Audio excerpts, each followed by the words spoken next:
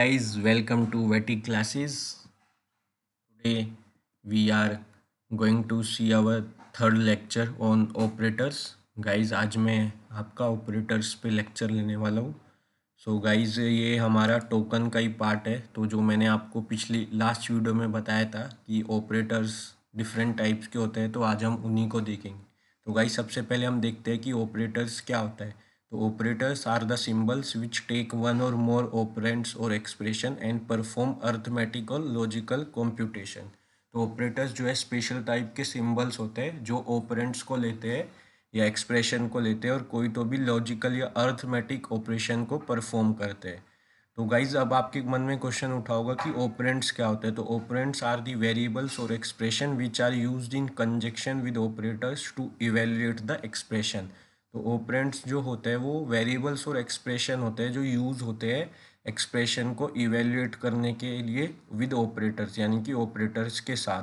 तो ऑपरेंड्स और ऑपरेटर्स का कॉम्बिनेशन मिलके ये एक एक्सप्रेशन तैयार होता है. तो अभी आप यहाँ पे देखिए a प्लस बी, ये एक मेरा एक्सप्रेशन है. तो यहाँ पे प्लस क्या हुआ, मेरा ऑपरेटर, और a और b क्या हुए, मेरे ऑपरेंड.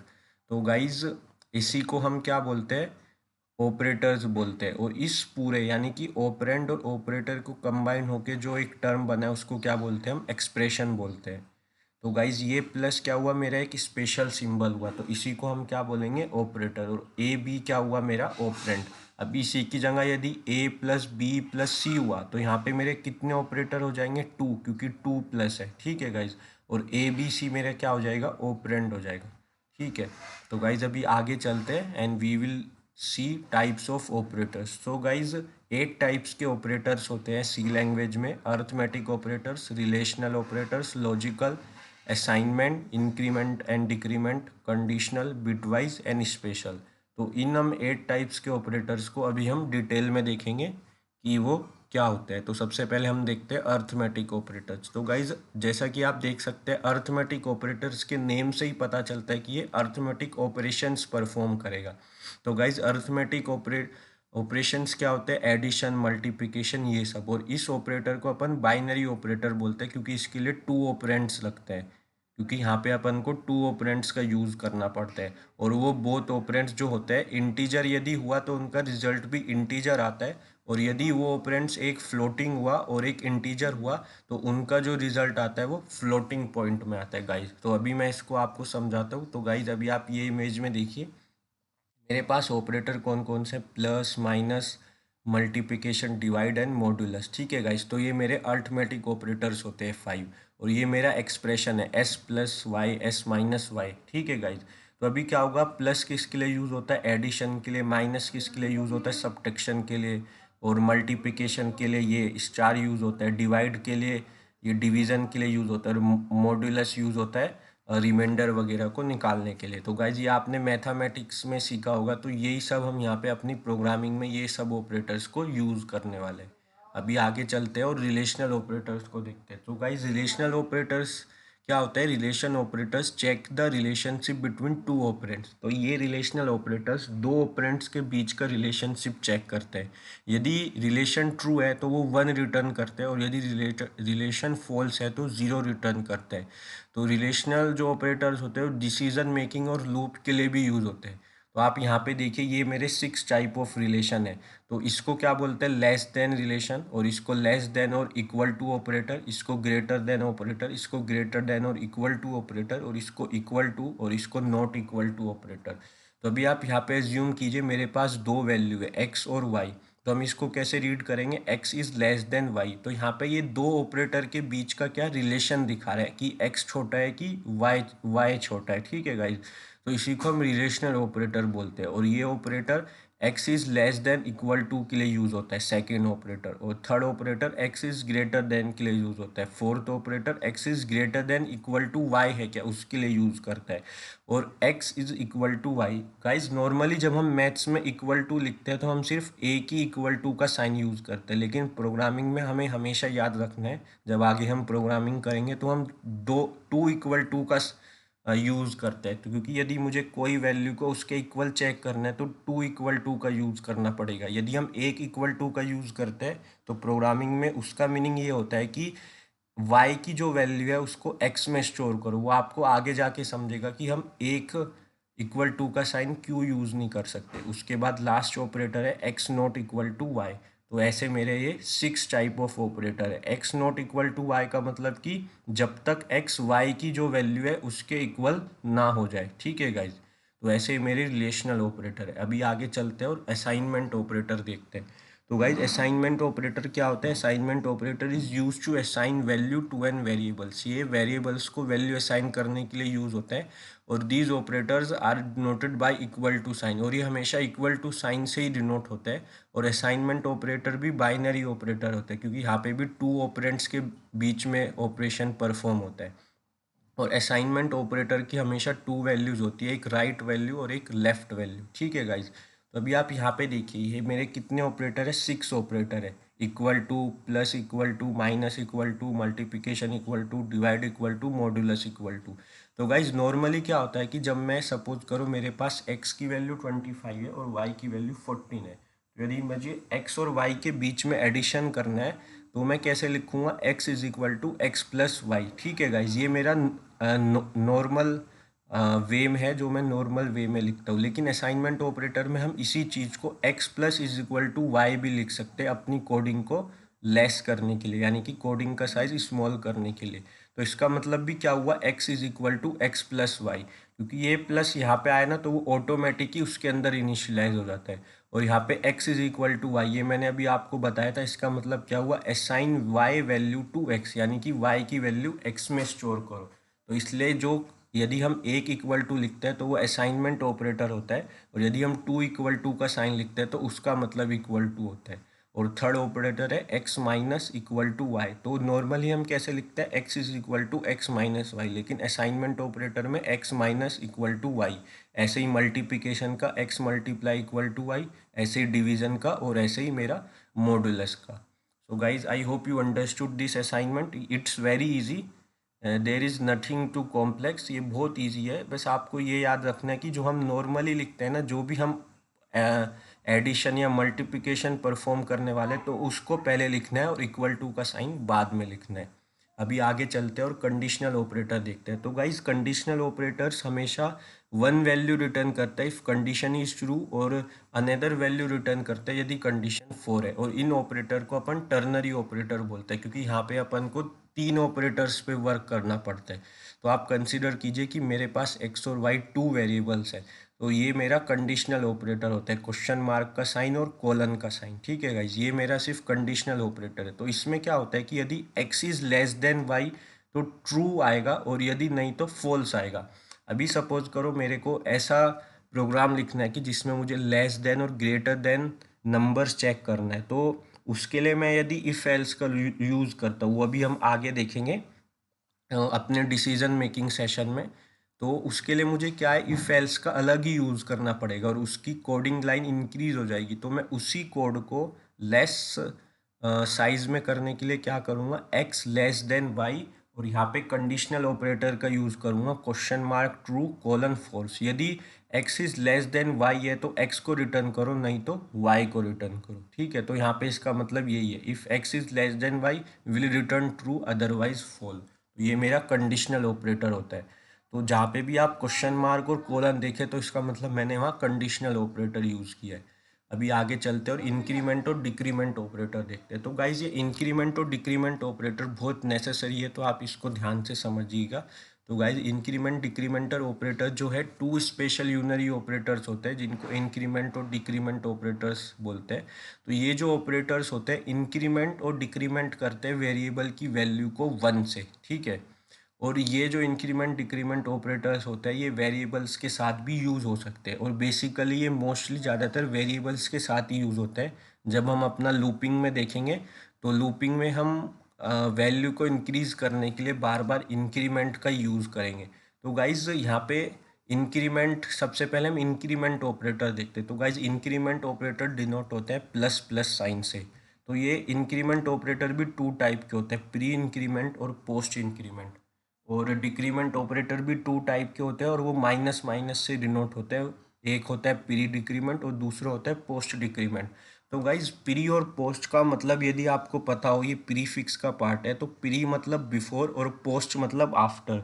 तो गाइज प्री इंक्रीमेंट में क्या होता है कि पहले मेरी वैल्यूज इंक्रीज होती है, फिर उसके बाद वो वैल्यू उस वेरिएबल में स्टोर होती है। और पोस्ट इंक्रीमेंट में क्या होता है कि पहले वैल्यू प्रिंट होती है, फिर उसके बाद वैल्यू जो होती है वो इंक्रीज होती है इंक्रीमेंट में, और उसकी उसी का अपोजिट डिक्रीमेंट में। प्री डिक्रीमेंट में क्या होता है, पहले वैल्यू डिक्रीज होती है, फिर मेरी वैल्यू प्रिंट होती है।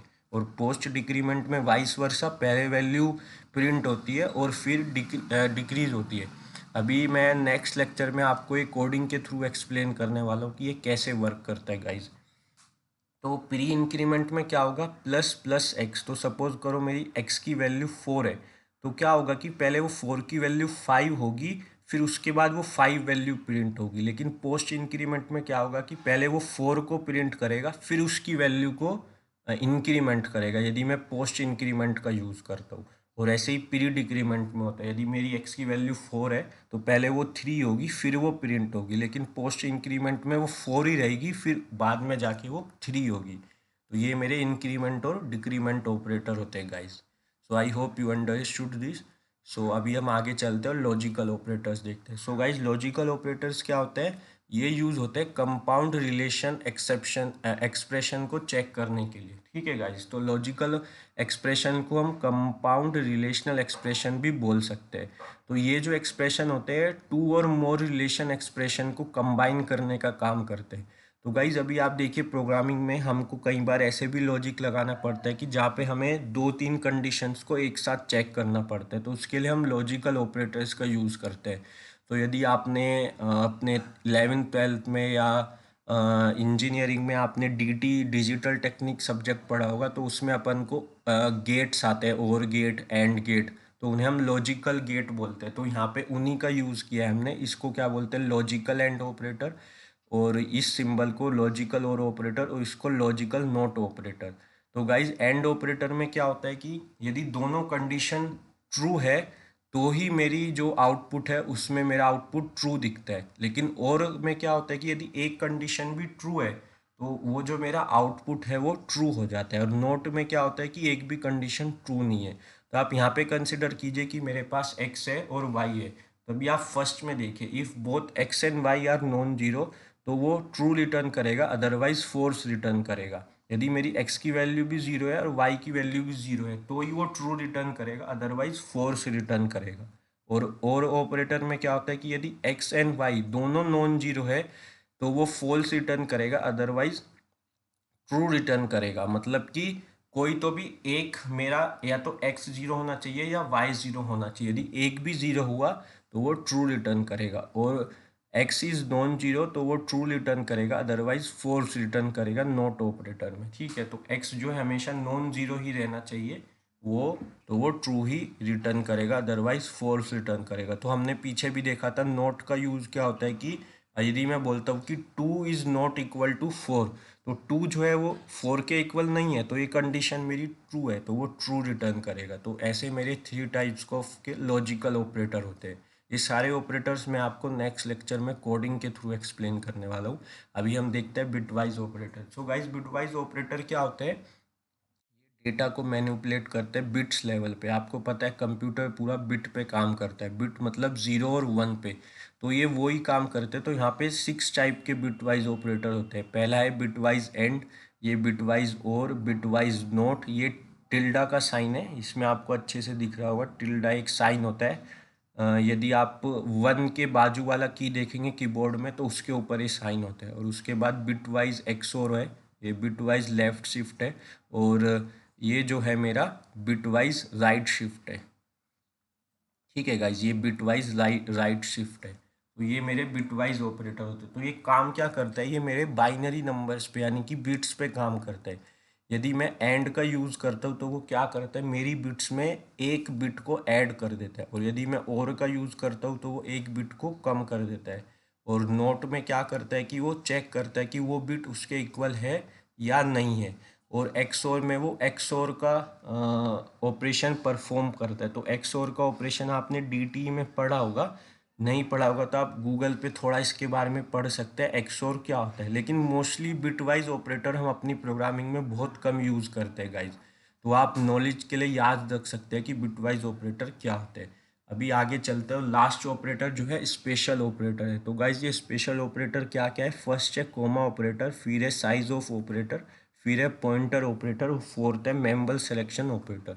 सो गाइज कोमा ऑपरेटर आपको पता है हम स्कैन एफ के बाद यूज़ करते हैं, जब हम वैल्यू को स्कैन करते हैं तो उसको हम क्या बोलते हैं? Comma operator. और size of operator memory allocation के लिए यूज़ होता है, हम ये आगे देखेंगे। और पॉइंटर ऑपरेटर क्या होता है? जब हम पॉइंटर्स नाम का एक पूरा चैप्टर है तो उसके अंदर हम ये पॉइंटर यूज़ करते हैं, ठीक है। तो वो भी एक टाइप का ऑपरेटर ही है। तो ये जो साइन है इसको हम एस्टेरिक साइन बोलते हैं। नॉर्मली हम इसको स्टार बोलते हैं, लेकिन प्रोग्रामिंग में ये स्टार नहीं है, इसको एस्टेरिक साइन बोलते हैं। और उसके बाद मेंबल सिलेक्शन ऑपरेटर्स। तो ये डॉट जो ऑपरेटर है या ये जो एरो का साइन है, ये हम पॉइंटर्स को कॉल करने के लिए, पॉइंटर्स के वेरिएबल्स को कॉल करने के लिए हम यूज़ करते हैं। तो ये इनके स्पेशल मीनिंग है हमारी प्रोग्रामिंग में। तो हम जैसे जैसे आगे बढ़ेंगे वैसे हम देखेंगे। अभी आप बस इतना याद रखिए, इनको हम स्पेशल ऑपरेटर्स बोलते हैं। सो गाइज ये मेरे 8 टाइप्स के ऑपरेटर्स थे। तो मैंने आपको डिटेल में बताया। तो सबसे पहले हमने अर्थमेटिक ऑपरेटर्स की डेफिनेशन देखी थी, वो क्या होता है। फिर हमने अर्थमेटिक ऑपरेटर्स देखे, ये सिंपली क्या है, मैथमेटिकल ऑपरेशंस के लिए यूज़ होते हैं, जो अपन ने मैथ्स में भी पढ़े हैं, प्लस माइनस मल्टीप्लिकेशन डिवीज़न, ठीक है। और रिलेशनल ऑपरेटर, ये रिलेशन चेक करते हैं दो ऑपरेटर्स के बीच में कि क्या रिलेशन है, ठीक है गाइस। तो इसमें less than, greater than, equal to, ये सब ऑपरेटर्स आते हैं रिलेशन ऑपरेटर में। और असाइनमेंट ऑपरेटर में हम लोग क्या करते हैं, जो नॉर्मली हम s is equal to x plus y लिखते हैं, उसको हम असाइनमेंट ऑपरेटर में x plus is equal to y भी लिख सकते हैं। तो प्रोग्रामिंग में उसका मीनिंग एक ही होता है, ठीक है गाइस। अभी आगे चलते हैं कंडीशनल ऑपरेटर। कंडीशनल ऑपरेटर जो है वो टर्नरी ऑपरेटर रहता है और ये कंडीशन को चेक करता है गाइस। और ये डिनोट कैसे होता है? क्वेश्चन मार्क और कोलन के साइन से। उसके बाद हमने इंक्रीमेंट और डिक्रीमेंट देखा। ये मैंने आपको बताया, ये भी 2 टाइप्स के, pre increment, post increment, then pre decrement और पोस्ट डिक्रीमेंट। तो ये इंक्रीमेंट में क्या होता है, मेरी जो वेरिएबल की वैल्यू है वो 1 से इंक्रीज होती है और डिक्रीमेंट में 1 से डिक्रीज होती है। तो आप ये एग्जाम्पल के लिए समझ सकते हैं, यदि एक्स की वैल्यू 4 है तो वो यदि इंक्रीमेंट का यूज़ कर रहा हो तो 5 होगा, और डिक्रीमेंट का यूज़ कर रहा हो तो 3 हो रहा है। तो गाइज ये हम लूपिंग में बहुत बार यूज़ करने वाले हैं, ये हमारी प्रोग्रामिंग का बहुत इंपॉर्टेंट पार्ट है। तो ये आप अच्छे से, मैं समझता हूँ कि आप समझ गए होंगे। Let's move further. Then we will see logical operator. तो लॉजिकल ऑपरेटर मैंने बताया था कि 2 और मोर रिलेशन एक्सप्रेशंस को चेक करते हैं, ठीक है। तो इसमें लॉजिकल एंड है, लॉजिकल और है, लॉजिकल नोट है। तो वो आपने ट्रूथ टेबल पढ़ा होगा 12th में, एक डीटी नाम का चैप्टर है, उसमें ये रहता है कि एंड में क्या होता है। तो एंड में हम मल्टीप्लिकेशन करते हैं और वो एडिशन करते हैं, और में मल्टीप्लिकेशन, तो उसका ट्रूथ टेबल है, तो उसी को हम लॉजिकल ऑपरेटर बोलते हैं। तो एंड में दोनों कंडीशन ट्रू होनी चाहिए जब भी वो रिटर्न ट्रू करता है। और में यदि एक कंडीशन भी ट्रू है तो वो कंडीशन जो है ट्रू हो जाती है। और नोट में कि वो उसके इक्वल नहीं होनी चाहिए तो ही वो कंडीशन ट्रू होती है। तो ये मेरे लॉजिकल ऑपरेटर्स हैं, इनका भी हम बहुत बार यूज़ करते हैं। यदि आप एग्जांपल के लिए देखिए, मुझे चेक करना है कि ए बी के इक्वल है और बी सी के इक्वल है, तो ये यदि दोनों कंडीशन ही ट्रू है तो ही मुझे आंसर में ट्रू मिलेगा, ठीक है गाइज। ये मैं आपको कोडिंग के थ्रू समझाने वाला हूँ। अभी आगे चलते हैं। बिटवाइज ऑपरेटर मैंने बताया कि ये बिट्स पे काम करता है, डेटा के मैनिपुलेशन का। और ये 6 टाइप के ऑपरेटर है। ये एंड के सिंबल को बिटवाइज एंड, देन बिटवाइज, और इसको बिटवाइज नोट बोलते हैं, देन इसको bitwise XOR, then bitwise left shift और बिटवाइज राइट शिफ्ट, ठीक है गाइज। तो ऐसे जो साइन रहता है उसको बिटवाइज राइट शिफ्ट बोलते हैं। अभी आगे चलते हैं और स्पेशल ऑपरेटर्स, फिर हमने स्पेशल ऑपरेटर्स देखे। तो उसमें comma, size of, pointer, member selection, ये सब टाइप के ऑपरेटर्स थे। इनको हम आगे देखेंगे कि इनका मीनिंग क्या होता है। So guys, I hope you understood this lecture and you learned something new from this lecture. So guys, like, subscribe and share my channel and videos also. And don't forget to tap the button on bell icon, because मैं रोज़ नई नई videos डालूँगा। और आगे हम next lecture में अपना प्रोग्रामिंग भी स्टार्ट करने वाले हैं, जिसमें हम पहला जो प्रोग्राम है वो सिंपल एडिशन और मल्टीप्लिकेशन पे लेने वाले। सो गाइज आप ये चैनल को सब्सक्राइब करना ना भूलेगा। Thank you guys for watching this lecture and this video. Thank you guys, thank you.